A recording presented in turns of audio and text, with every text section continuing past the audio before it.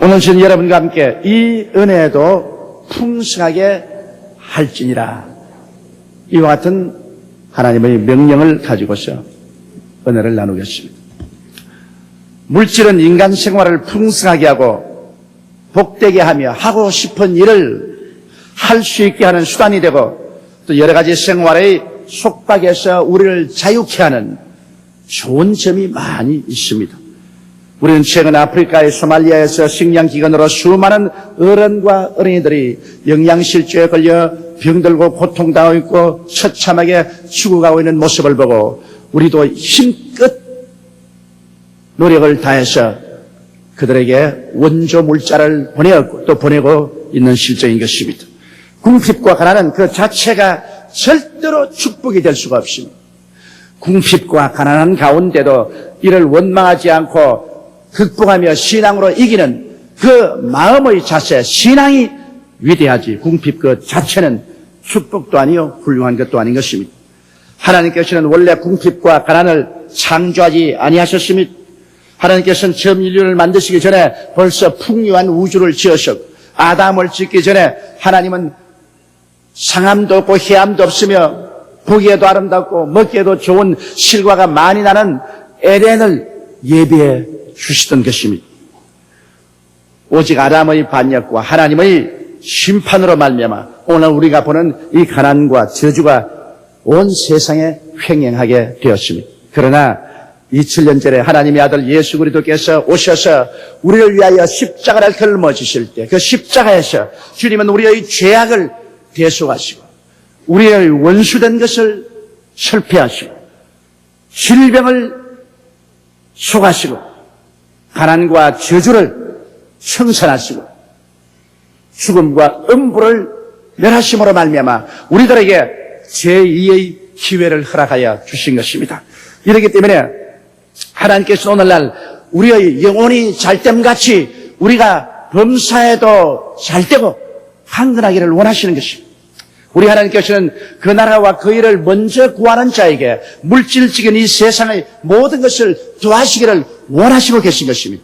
그렇기 때문에 고린도후서 8장 9절에 보면 예수 그리스도의 은혜를 너희가 알거니와 저가 부유하신 자로서 너희를 위하여 가난하게 되심은 저희 가난하심으로 인하여 너희로 부욕케 하리 하심이라고 말씀을 하고 계신 것입니다. 이러므로 우리는 하나님께로부터 죄사함의 은혜만 받을 뿐 아니라 치료의 은혜만 받을 뿐 아니라 이 물질적인 풍성의 은혜도 받아서 사람다운 삶을 살고 또 이 물질을 온 세계 만방에 나누는 그러한 사람들이 되어야 될 것인 것입니다. 그러기 위해서는 우리가 어떻게 해야 될까요? 첫째로 우리는 하나님께로부터 물질적인 축복을 받을 수 있는 그릇을 준비해야만 되는 것입니다. 그릇이 없이 사람들에게 동양도 얻어먹을 수 없습니다. 남에게 도움을 받으려면 그릇을 내놓아야죠. 아무리 비가 쏟아진다 하더라도 장독간 뚜껑을 덮어놓으면 장독 안에 아무런 물도 고이지 않습니다. 우리가 그릇을 가지고 하나님께 나가야 되는 것입니다. 이 그릇은 우리가 하나님께 드림으로 준비할 수 있는 것입니다. 이 세상에서 우리가 물질의 복을 구하는 데는 두 가지 길이 있는데, 먼저 탕자의 방법이 있습니다. 탕자는 아버지께 나와서 자기 고집을 하고 자기 중심에 서서 자기 탐욕을 주장했습니다. 내게 속한 분깃을 내게 주소서. 내게 속한 분깃을 내게 주소서. 그는 자기밖에 모릅니다. 그래서 어찌하든지 남의 것을 취해서 자기의 유익만 보려고 하는 탕자적인 방법인 것입니다.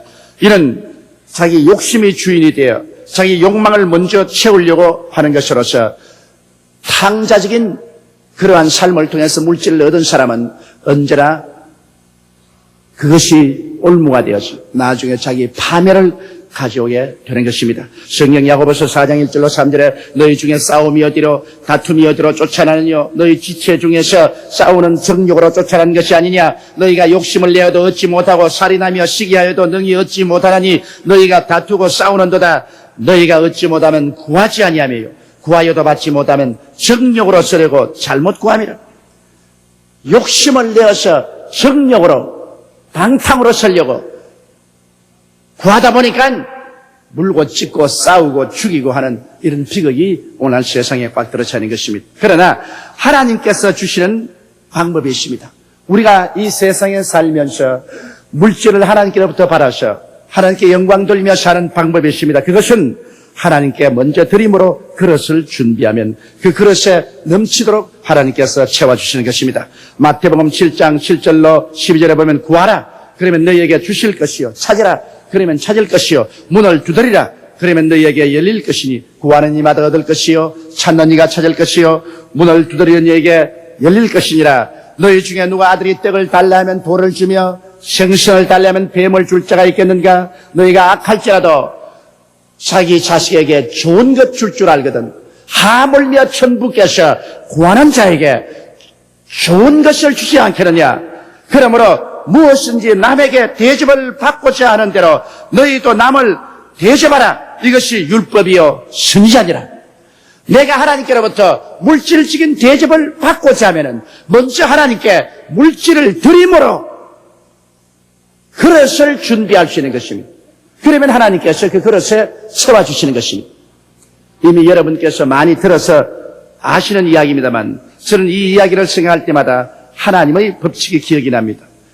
어느 가난한 집에 아버지도 없고 과부가 애들을 키우고 바느질을 하고 사는데 추운 겨울날 눈은 내리고 추운데 어머니 윤두를 꼽아놓은 화롯가에 애들이 모여서 엄마에게 말했습니다. 엄마 배가 고파.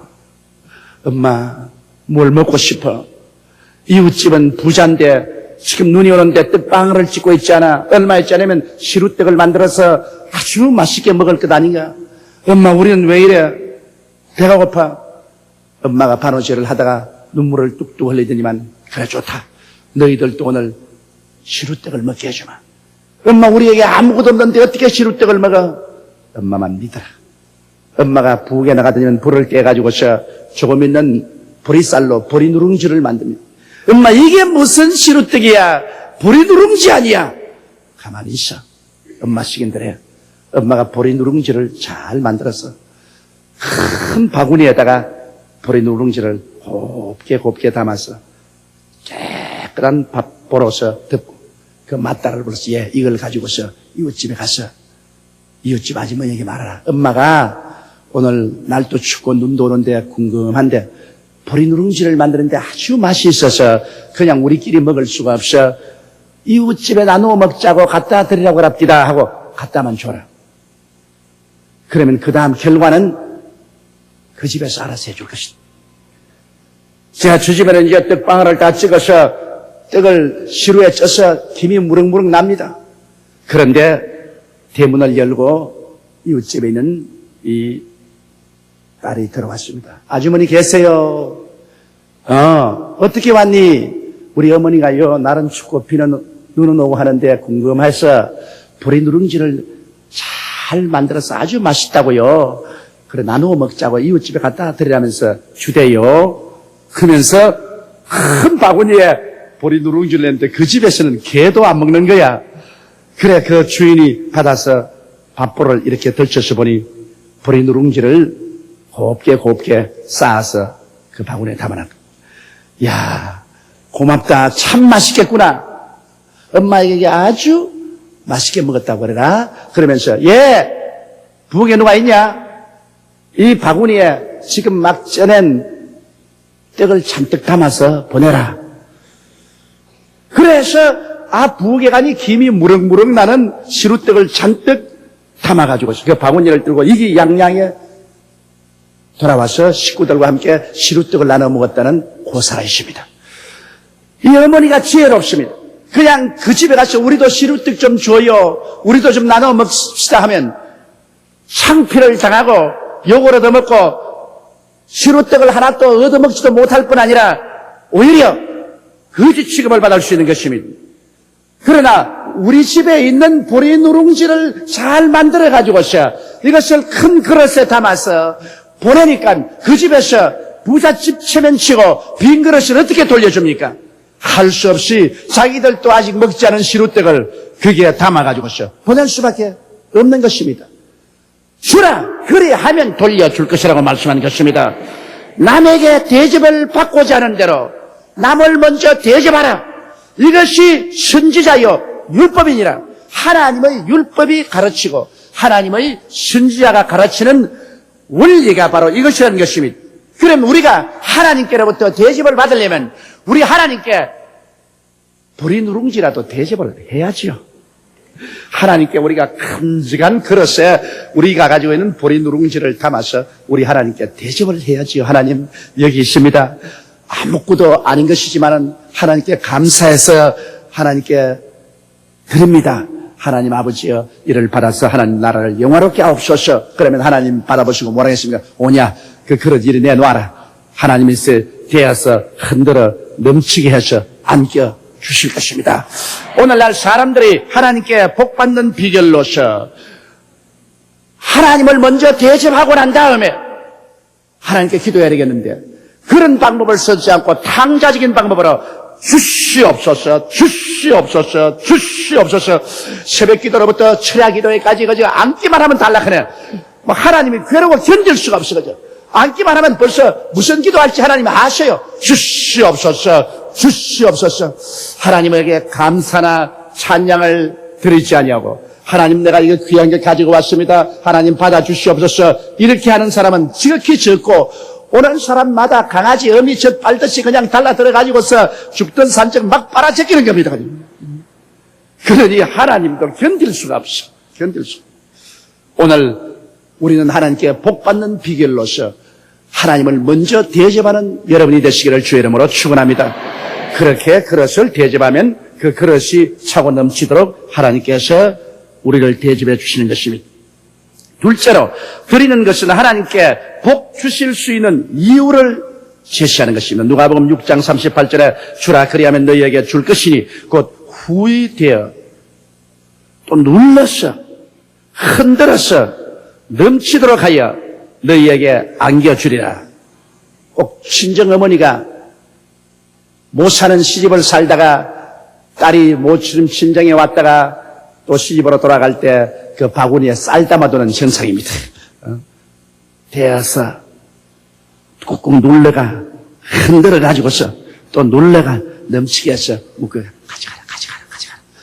그렇게 하는 친정어머니가 있습니다.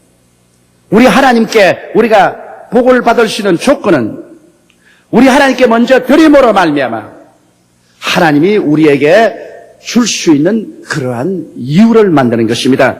여러분 하나님의 법은 돌려드리는 것이 우주의 법입니다. 그러므로 하나님께 드림으로 이 법이 작동하게 만들어야 되는 것입니다. 엘리야가 사렙다의 과부에 갔을 때 사렙다의 과부는 이미 굶주려서 피골이 상접합니다. 밥 달라고 우는 그 어린아이를 데리고 마지막 나무가지를 주어서 이 최후로 남은 한 움큼의 밀가루와 조금 있는 기름으로 과자를 구워서 먹고 죽으려고 하고 있는 것입니다.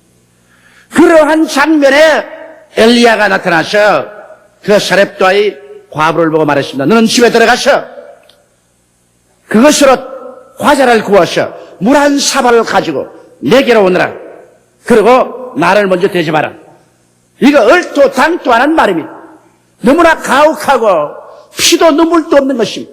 엘리야는 잘 먹어서 살이 찌고 영양이 좋고 건장한 남자입니다. 그런데 과부가 지금 피골이 상접해서 헐벗고 굶주려 죽어가는 이 마당에 그 어린아이와 함께 마지막 먹겠다는 과자를 빼앗아 먹으려니 이런 부도덕한 일이 어디 있습니까? 그럼에도 불구하고 엘리야는 강하게 이 과부에게 요구했습니다. 엘리야는 말하기를 네가 그렇게 하면은 이 가뭄이 지날 때까지 너의 밀가루통에 밀가루가 떨어지지 아니하고 너 기름병에 기름이 사라지지 아니하랴. 이것은 엘리야가 그 과부를 미워서 그렇게 한 것도 아니요 그 어린아이의 과자를 박탈하기 위해서 그런 것이 아니라 하나님의 축복의 법칙이 작동하게 하려고 그렇게 하신 것입니다. 왜냐하면 하나님의 법은 돌려드리는 법인 것입니다. 그러므로 먼저 주면 이것을 가지고서 하나님이 되어 흔들어 넘치게 해서 돌려주는 법칙이 작동하는 것입니다. 이 법칙을 작동시키지 아니하고 자꾸만 달라고 하면 소용이 없습니다.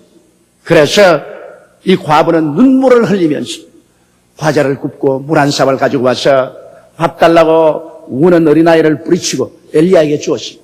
엘리야뿐을 가오가다고 생각하지 않겠습니까? 그러나 그 과부와 그 어린아이 앞에서 그 과자를 혼자서 다 입이 불룩불룩 하면서 먹고 그 물을 다 마셨어요.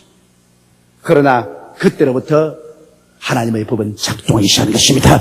하나님 눈에 안 보이지만 엘리야는 하나님의 종이니까 하나님을 대신해서 이것을 받아 먹음으로 하나님의 법을 작동시켰습니다. 그때로부터 시작해서 그 밀가루의 통에 물가루가 계속 남아있습니다.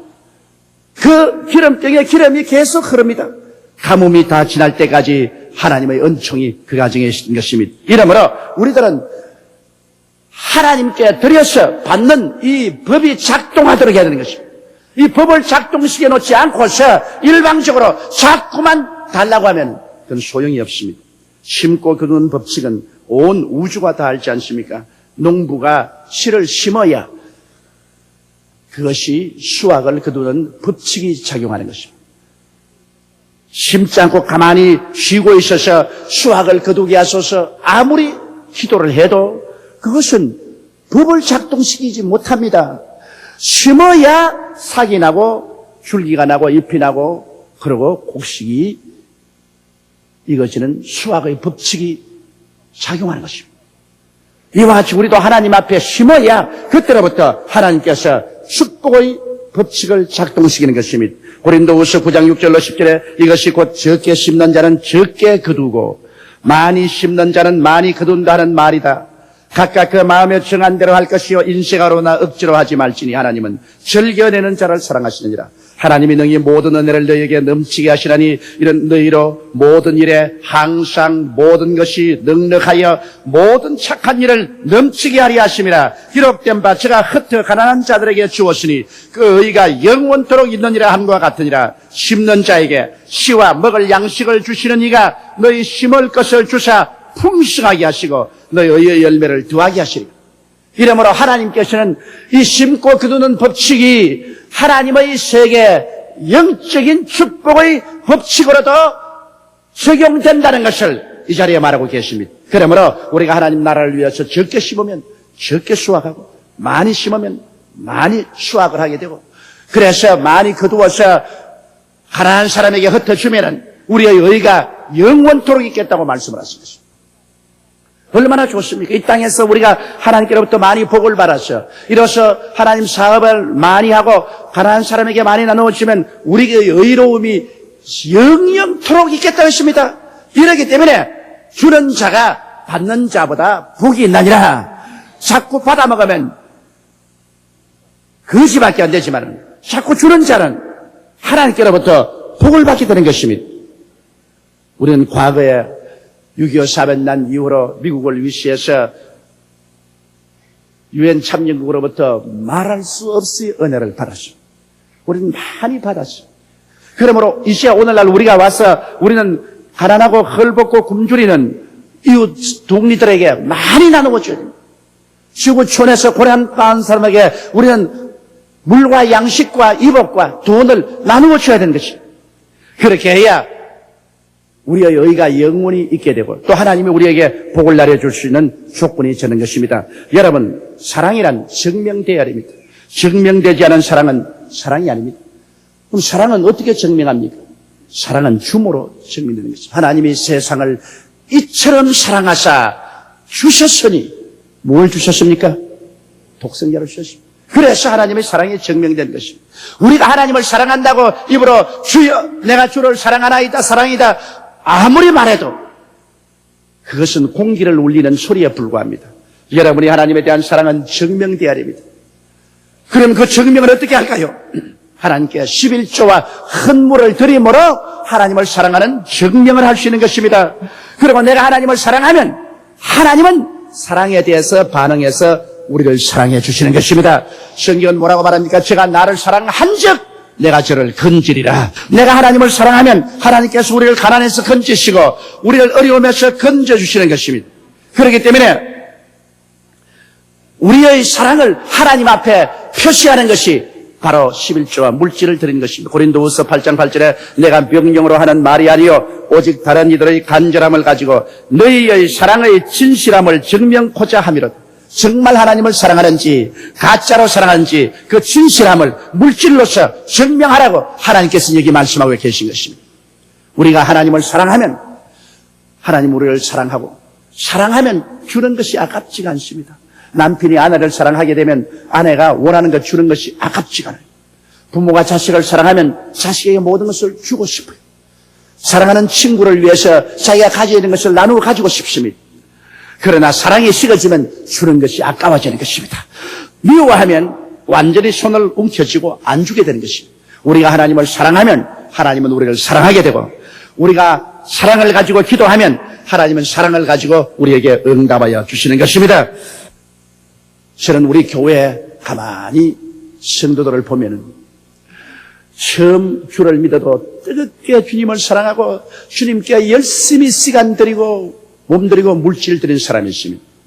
그러나 오랫동안 예수를 믿었다고 하면서도 교회 직분은 점점 높아졌으면서도 하나님 앞에서 인색하기 그지없이 시간도 몸도 물질도 들이지 않고 척거리식으로 예수를 믿습니다. 그 두 사람 중에 누가 신앙이 더 깊다고 생각합니까? 그 두 사람을 보고 뭐라고 말하겠습니까? 먼저 된 자가 나중되고 나중된 자가 먼저 되었다고 말씀할 것입니다. 내 물질이 있는 곳에 내 마음도 있나니라고. 하나님의 사업에 물질을 들이지 않는 사람은 그가 무슨 말을 해도 신앙이 있다고 말할 수가 없습니다. 신앙이란 자기의 희생의 봉사에서 신앙이 증명되는 것입니다. 이러므로 성경에는 시편 81편 10절에 내 입을 넓게 열라 내가 채우려 했는데, 우리가 입을 넓게 여는 것이 바로 하나님께 먼저 드려서 입을 넓게 열면 하나님이 그 다음 채워주는 것입니다. 여러분, 성경 말씀 가운데 벳세다 광야에서 예수님이 나갔을 때 남자만 5,000명, 부녀자 기만 명이 전쟁에 대해 굶주리고 있을 때 예수님이 빌립에게 저들에게 먹을 것을 주라고 하시지 않았었습니까? 그때 안드레가 나가서 어린 소년이 보리떡 5개와 물고기 2마리를 먹으려고 하는 찰나에 그를 발견하고 그 떡과 그 물고기를 예수님께 드리려고 할 때 이 소년의 믿음이 없으면 절대로 드리지 않습니다. 아침을 먹고 하루 종일 굶었습니다. 이제 저 배가 고픕니다. 이걸 먹어야 집에 돌아갈 수 있겠습니다. 그 소년은 먹어야 되겠습니다. 그런데 여기에 안드레가 이 보리떡 5개와 물고기 2마리를 예수께 드리면 예수님께서는 이것을 가지고 여기 있는 수많은 사람들의 배를 부르게 만들 수가 있다는 것을 이 소년에게 설명하자 이 소년은 이 안드레의 말을 믿었습니다. 그래서 자기가 지금 배가 고프고 먹고 싶은데도 믿음으로 그 도시락을 내놓았습니다. 이것은 굉장한 믿음입니다. 자기의 식욕을 희생한 것입니다. 자기의 요구를 희생한 것입니다. 자기가 가난하게 되면서 이것을 내놓았었습니다. 그건 믿음의 위대한 행동입니다. 그 믿음의 행동이 있었기 때문에 주님이 그것을 받았습니다. 이건 죽은 믿음이 아니라 산 믿음인 것입니다. 이것은 보잘것없는 것이지만은 그러나 겨자씨 하늘만한 믿음이 있으면 산을 명하여 바다에 던지라도 될 것이라고 말한 것입니다. 지극히 적은 겨자씨 같은 믿음이지만은 이 소년의 믿음을 예수님은 기쁘게 바라서 그를 통해서 산이 바다로 옮겨가는 기적을 행하신 것입니다. 주님이 축사하심에 그 다음에 이 오병이 얼어서 이 기만 명이 되는 사람들을 다 배불리 먹이고도 부스러기를 거두니까 12바구니가 남게 되더라고 말씀을 하셨습니다. 믿음이란 행위에 의해서 증명되는 것입니다. 행함이 없는 믿음은 죽은 믿음인 것입니다. 우리가 하나님께 드림으로 우리의 믿음이 살아있다는 것을 증거하고 그를 통해서 오늘날 또 주님은 오병이어의 기적을 얼마든지 나타내시기를 원하시는 것입니다. 우리 교회 어느 장로님이 제게 이런 간증을 해요. 이제 연초가 되어서 우리 각 시립이나 부서에서 예배를 드리고 하나님 나라를 위해서 헌금을 작정을 하는데 여러 가지 어려운 여건이 있어서 헌금을 어떻게 작정을 할까. 그래서 간절히 기도를 드리니까 하나님께서 뭐라고 말하냐면 이 사람아, 네가 하나님께 헌금 작정하는 것은 하나님께 청구서 내는 것이다.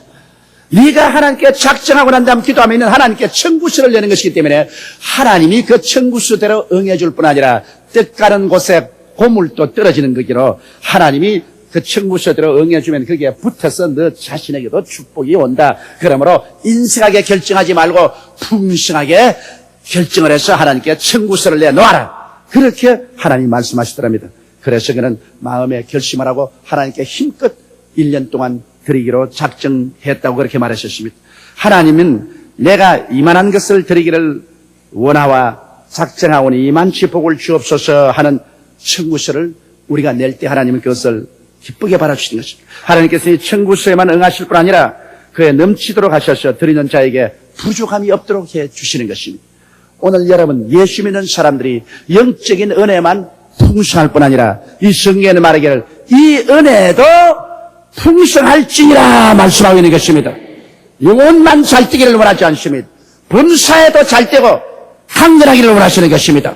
하나님은 우리가 전인 구원을 받아서 모든 일에 항상 모든 것이 넉넉하여 모든 착한 일을 넘치게 하시기를 원하시고 계신 것입니다. 이러므로 이 새해는 우리가 이 은혜에도 부족함이 없도록 하나님 앞에 그릇을 준비하고 나가게 되시기를 주님 이름으로 축원합니다. 우리 다 같이 고개 숙여 기도드리겠습니다. 전능하시고 거룩하신 아버지 하나님, 오늘 예수를 믿고 살면서도 가난을 숙명처럼 걸머쥐고 있는 사람이 많습니다. 하나님 아버지요, 1993년도에는 우리 성도들이 성령으로만 충만할 뿐 아니라 물질로도 충만하게 도와주시옵소서. 하는 일에 하나님께서 복을 주셔서 물질이 충만하여 하나님 사업을 넘치게 할 수 있는 성도들이 다 되게 도와주시옵소서. 우리 주 예수님 이름으로 기도드리옵나이다. 아멘.